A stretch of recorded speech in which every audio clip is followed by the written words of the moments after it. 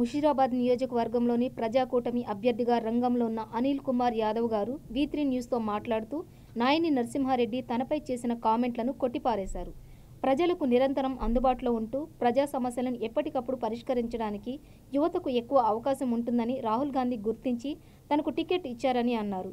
ఈరోజు యువకులకు అవకాశం ఇచ్చే పార్టీ ఏదైనా ఉన్నది కాంగ్రెస్ పార్టీ. మా నాయకుడు రాహుల్ గాంధీ గారు రాజకీయాలలో యువకులకు అవకాశం ఇవ్వాలనే ఉద్దేశంలో నాలాంటి ఒక యువకునికి అవకాశం ఇవ్వడం జరిగింది. టీఆర్ఎస్ పార్టీ బీజేపీ గెలుపు కోసమే ఇక్కడ డమ్మీ అభ్యర్థిని రంగంలోకి దింపినారని, టీఆర్ఎస్ బీజేపీలను తరిమి కొట్టడానికి ఈ నియోజకవర్గ ప్రజలు ప్రజాకూటమి సిద్ధంగా ఉన్నారని అన్నారు. టీఆర్ఎస్ని బీజేపీని గెలిపించడానికి టీఆర్ఎస్ని డమ్మీగా ఫైల్ చేసిన విషయం కూడా నేను ప్రజలందరికీ చెప్పదలుచుకున్నాను. ప్రజా మేనిఫెస్టోలో సమస్యలు పరిష్కరించడానికి మార్గాలు, విధి విధానాలు తెలపడం వల్ల ప్రజల మద్దతుతో తన గెలుపు ఖాయమని అన్నారు. నమస్తే, V3 న్యూస్ స్వాగతం. ఈరోజు ముషీరాబాద్ నియోజకవర్గం ప్రజాకూటమి అభ్యర్థి అనిల్ కుమార్ యాదవ్ గారు ఉన్నారు. అతి చిన్న వయసులోనే ముషీరాబాద్ నుంచి పోటీ చేస్తున్నారు. వారిని అడిగి మరికొన్ని విషయాలు తెలుసుకుందాం. నమస్తే సార్. నమస్తే. మొత్తం మీరు చూసినట్టయితే యూత్ కాంగ్రెస్ అభ్యర్థిగా మీరు టికెట్ సాధించారు. ఎలా ఉంది?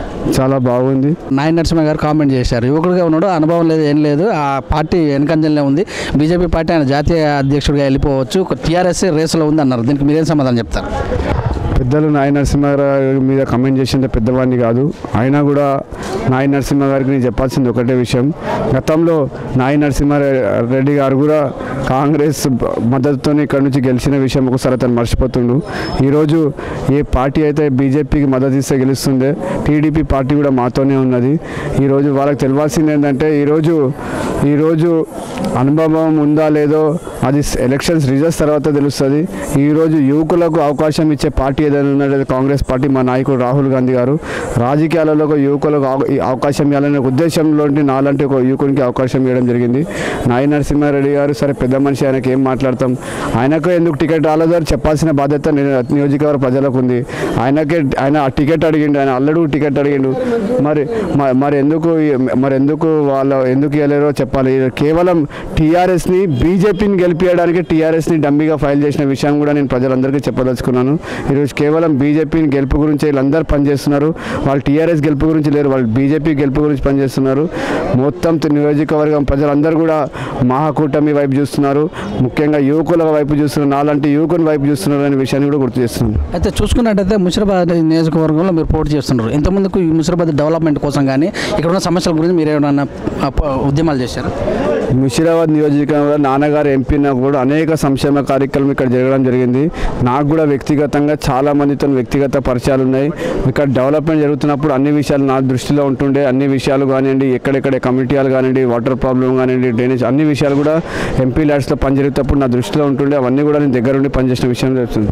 కాంగ్రెస్ పార్టీ, టీడీపీ పార్టీలో హైదరాబాద్ను పాలించినాయి. ఆ రెండు పార్టీలు ఒకరికొకరు విమర్శించుకునే వాళ్ళు ఇప్పుడు కలిసి పోటీ చేయాల్సిన అవకాశం వచ్చింది, టీజేఎస్ తోటి, సిపిఐఎం తోటి. మరి మీరు వీళ్ళందరూ కలుపుకొని ఎలా ముందుకెళ్తారు? ఈరోజు నిజంగా కూడా టీఆర్ఎస్ పార్టీ బీజేపీ పార్టీని తరలి కొట్టడానికే డెమోక్రటిక్ సిస్టమ్ తెలంగాణలో హైదరాబాద్ నగరంలో బతుకుండడానికే ఈరోజు TDP, CPI, TJSC, Congress party కలిసి పోటీ చేస్తున్నారు. దీని వెనుక ముఖ్య లక్ష్యం ఒకటే, ప్రజలకు న్యాయం జరగాలి, ప్రజలకు అండగా ఉండాలి, ప్రజల సమస్యలు పైన వాళ్ళకు సాల్వ్ చేయాలనే ఉద్దేశంతో ఈరోజు అన్ని పార్టీలు కూడా రావడం జరిగింది. ఈరోజు మీరు స్వయంగా చూడవచ్చు, అందరూ కూడా టీడీపీకి సంబంధించిన నాయకులు మాకు మద్దతు ఇస్తున్నారు, సిపిఎం నాయకులు మద్దతు ఇస్తున్నారు, టీజేఎస్సీ నాయకులు కూడా మద్దతు ఇస్తున్నారు. అందరూ కూడా ఈరోజు కలిసికట్టుగా మహాకూటమిని గెలిపేయడానికి అందరం కూడా కృషి చేస్తున్నాం. అయితే కారు పార్టీ చేసినటువంటి అభివృద్ధి పథకాలే, వారి యొక్క పథకాలే మమ్మల్ని గెలిపిస్తాయి, మేము ఓటు అడగలేకపోతే మేము ఖచ్చితంగా కారుకే ఓటేస్తామని చెప్తున్నారు. కాంగ్రెస్ వాళ్ళని తరిమి కొడుతున్నారు కామెంట్ కూడా చేస్తున్నారు. దీన్ని ఎలా చూడాలి? ఈరోజు కారు పార్టీ పరిస్థితి ఎలా ఉందంటే, కారు పార్టీ కేవలం పెయిడ్ మెంబర్స్ని కూర్చోబెట్టి అలా క్యాండిడేట్ రాకముందే వాళ్ళే ముందు ప్రిపరేషన్ చేసి వాళ్ళే ముందు డబ్బులు ఇచ్చి వాళ్ళ క్యాండిడేట్ రాగానే మీకే ఓటు వస్తామని చెప్పే పరిస్థితులు కారు పార్టీలు ఉన్నది.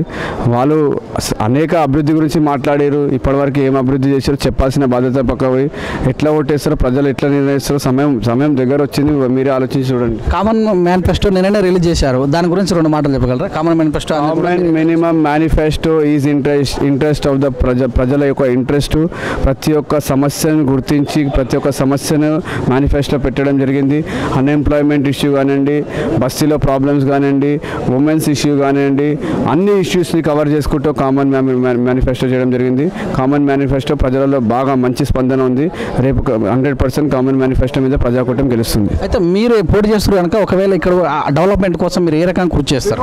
మేము తొందరలో మా నియోజకవర్గ మేనిఫెస్టో కూడా రిలీజ్ చేస్తాం, మీకు కూడా ఒక కాపీ ఇస్తాం. Thank you sir, thank you very much. ఖచ్చితంగా కూడా యువకుడు అయినా కూడా అనుభవం లేకపోయినా కూడా గెలిచిన తర్వాత అనుభవం అనేది వస్తుందని యూత్ కాంగ్రెస్గా నేను పనిచేశానని, ఇక్కడ డమ్మీ క్యాండిడేట్ పెట్టారని, బీజేపీ టీఆర్ఎస్ లోపాయిక రూపంలో డమ్మీ క్యాండిడేట్ పెట్టారని, ఖచ్చితంగా నేనే గెలుస్తారని మరి మన అనిల్ కుమార్ యాదవ్ గారు ముషిరాబాద్ నియోజకవర్గం యూత్ కాంగ్రెస్ ప్రెసిడెంట్గా పనిచేస్తూ అభ్యర్థిగా పోటీ చేస్తున్న వ్యక్తి ధీమా వ్యక్తం చేశారు. చూస్తూనే ఉండండి మీ V3 న్యూస్, మీ సురేష్ దండు.